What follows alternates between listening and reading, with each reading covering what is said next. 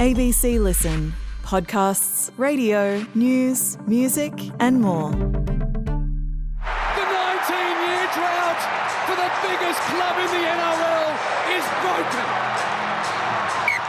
The Broncos are the kings of the comp once more. That was how the 2025 NRL season ended. And believe it or not, it's time to go again. The Knights, Cowboys, Bulldogs and Dragons are all over in Vegas, ready to kick off season 2026 before we come back to Australia and the premiership race begins in earnest. Can the Broncos go back-to-back? Will injuries and personnel changes be too much for the Melbourne Storm?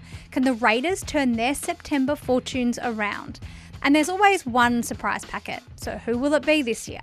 It's the start of another season and hope springs eternal. I'm Poppy Penny and this is ABC Sport Daily. Nick Campton writes rugby league for the ABC and Campo. I can't quite believe we are having this conversation. It's February, but NRL season is upon us, and as has been the way for the last couple of years, there are 4 teams over in Vegas. So let's start there. Sunday's doubleheader has the Knights taking on the Cowboys, then the Bulldogs and the Dragons. But all but one of those teams finished in the bottom 6 last year, Campo, which I feel like kind of makes their trip to Vegas an odd decision. How do you feel about the lineup in Sin City? I've been a real fan of the Vegas concept in these first 2 seasons that it's run. Poppy, I'll be honest with you, I was one of the skeptics that thought it would never get off the ground when the NRL announced it. I'm still quite skeptical about the NRL taking over America, but it's certainly like a high-profile way to launch the season. And I think that's been reflected in the interest it's had here at home. Having said that, though, I do feel like a little bit of the shine has gone off it this year. Maybe that's because of the lower profile of some of the teams going over. Newcastle have saved their worst for last. And the result is the wooden spoon. Or maybe the shine's just going off it because the first year is always the first year, and that's always exciting. The second year proves it's not a fluke. The third year, it's kind of just the third year. So while there's all the normal excitement that comes with the start of a footy season, I agree with you that it does seem to be getting earlier and earlier every year. There's maybe not as much of a shine on the Vegas games this year as there has been in years past. There's still 2 years to run on that Vegas deal. Do you think that they can reinvigorate it for the last couple of years? I'm not sure. I think the NRL's talking about this global round concept, which is, playing games at different locations all around the world to start the season. We want a global round. We want to go right around the world. We're looking at Wembley. We're looking at Abu Dhabi, Japan, Hong Kong, and even Miami. And that's a fine idea on paper, but if they play games in Japan and the Middle East and London, and in addition to Vegas, it really takes the shine off those games. I would imagine that they definitely play the games next year, but I don't think there's a guarantee for a 5th year of the deal.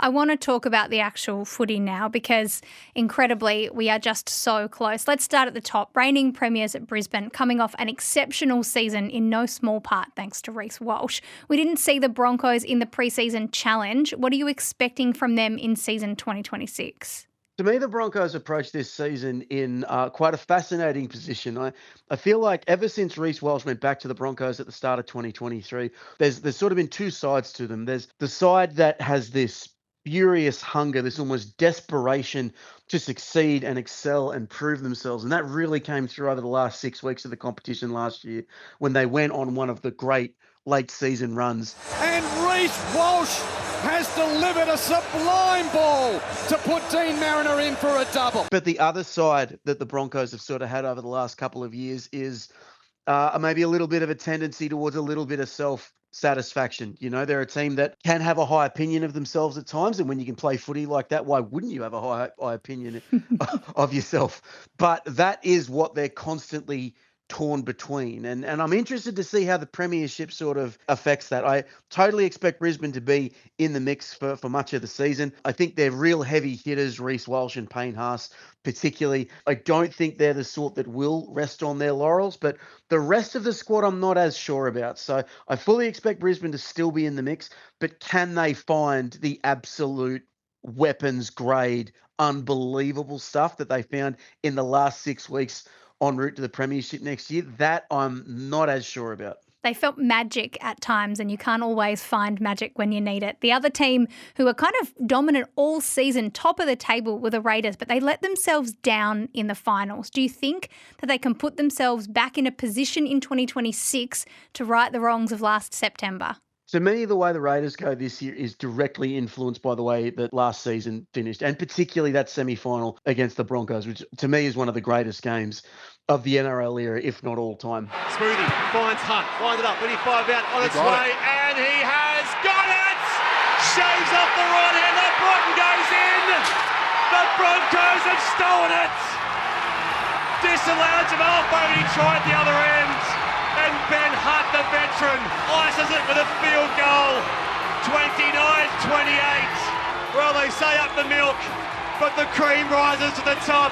Now, the way the Raiders respond to that will totally determine their future. It will define them or it will destroy them. If they can't sort of get over that loss or at least use it as a propulsive force, if they get caught up thinking, oh, what might have been if this play had gone this way or this play had gone this way, that could end up really sinking them. They're a young side, so it's a little bit hard to know how they'll react. I've seen a lot of people sort of expecting a big regression from the Raiders. I've seen a surprising amount of people say that they're going to miss the finals. I think that plays perfectly into the siege mentality that Ricky Stewart absolutely loves to throw up around his Raiders. But the key for them to me is how Ethan Sanders goes replacing Jamal Fogarty at halfback. Fogarty was an extremely capable halfback for the Raiders for the 4 years he was there, especially during the regular season. I think maybe we saw some of his limitations as a player in the semi-finals. Sanders is a rookie. He's only played about 5 first-grade games. But I think if Canberra can find a little bit of addition by subtraction there, if Sanders can just kind of do his role in the team and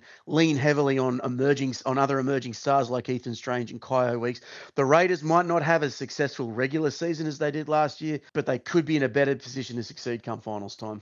I feel like Melbourne Storm, they're almost a great unknown this year, no Ryan Papenhuyzen. Xavier Coates is injured, at least for the first part of this season, but one thing remains the same, and that's Craig Bellamy. You can't discount this team with that man at the helm, can you? I don't think you can discount them, but I agree that there are a lot of unknowns around Melbourne. And when was the last time we came into a season saying that? The Storm have made the preliminary final each of the last 4 years. They've made the grand final the last 2 years. But I think after losing both those grand finals, they were kind of due a little bit of a reset. Not a total rebuild, not a, we're going to ship everyone out and bring in a bunch of new players, but maybe something more of a soft reset, losing Papenhuyzen, losing Asofa Solomon, or losing Eli Katoa for the whole season. That's 3 really big contributors for them over the last couple of years, There's some stuff for the Storm I'm really excited about. I think Suafaa Longo at fullback is going to be one of the most electrifying players in the whole competition. Look at the space here for Longo. 2-on-2. He goes himself and almost makes it. They've still got Jerome Hughes. They've still got Cam Munster. They've still got Harry Grant. But to me, outside of those guys, the roster maybe looks a little bit skinnier than it has in the past. And I'm expecting Melbourne to have a good year by anyone else's standards, but maybe a little bit of a down year by Melbourne Storm standards. If they miss the top 4, I wouldn't be surprised. Penrith are another team that you just feel like you can never count them out. In previous years, they've seen big changes due to salary cap pressure, but this season they come in looking pretty settled. Are they going to restart their premiership streak in 2026? I definitely think it's possible. Penrith have really mastered the art of regenerating themselves on the fly through those premiership years. How many times did we go into a season and say, well, now they don't have Api Coruscant, now they don't have Stephen Crichton, now they don't have Jerome Luai and James Fisher-Harris, and they just kept on keeping on. Game, set, bingo, thriller, Penrith's back, baby. But this is a different situation, like you mentioned. They've got 16 of their top 17 coming back.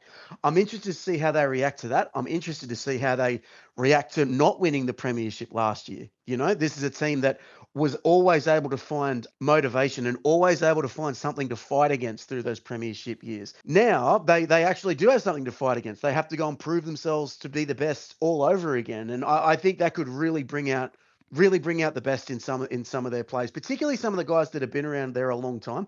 Maybe that's the challenge that Dylan Edwards and Nathan Cleary and Isaiah Yeo really need to sort of help spur them to another level.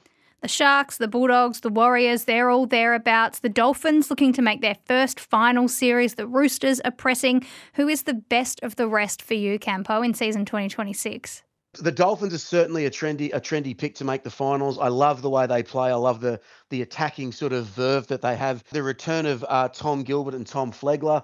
I'm not surprised to see they're a trendy pick to make the finals. I've got them in my own top 8. I think Parramatta are another very fancied pick to make the finals. They made some really great strides last year under first-year coach Jason Riles. So if Mitch Moses can stay on the field, they should be in the mix. The Roosters always seem to have the best of everything, right? That's kind of how the Tricolours do things. They've got Daly Cherry-Evans coming down from Manly. If his combination with Sam Walker works out the way the Roosters want, I think they'll be in the mix. At the risk of maybe, putting myself on the spot here, I was really impressed with the way the West Tigers looked in the preseason challenge. I know trial form, you've always got to take it with a mine of salt sometimes, let alone a grain. But I don't know. I just think a lot of their guys were looking really, really fit. Hemasi Makasini was the big standout. I love the idea of him on that left edge with Taylor May and Jerome Luai and Samuel Afinu. Taylor May to Makasini. Makasini through one, through another. What the hell have we got here? Hemasi Makasini. This kid is a teenage star. They are standing him like heart. I think Benji Marshall did a good job with them last year, moving them past the Lachlan Galvin saga. I'm not going to say the Tigers are going to make the finals. I'm not that brave, but I don't know. I just really like some of the signs that I've seen out of Concord over the last couple of weeks. You mentioned the Daly Cherry-Evans move, and I just want to pick your brain before I let you go today. Who do you think might have the biggest impact at their new club? We saw, of course, as we do every off-season, some big names moving around. Who do you feel will have the biggest impact at their new club?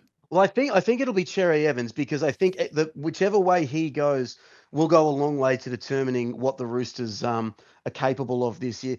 He's in a bit of a strange spot where Sam Walker's will be named at halfback for round 1. Like it's only trial form, so you can't read too much into it. But in that trial against Parramatta, a lot of things seem to flow through Sam Walker, and Cherry-Evans played a lot more of a secondary role, which is just something he's never really done before. Watson set, restart, Walker, superb.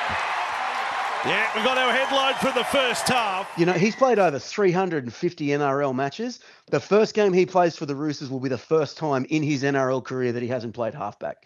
It's just an enormous change to spring on the oldest player in the competition. They're just asking him to do something that he's never really had to do before. He's played more rugby league than, all but, maybe 5 or 10 people in the history of the sport of this country.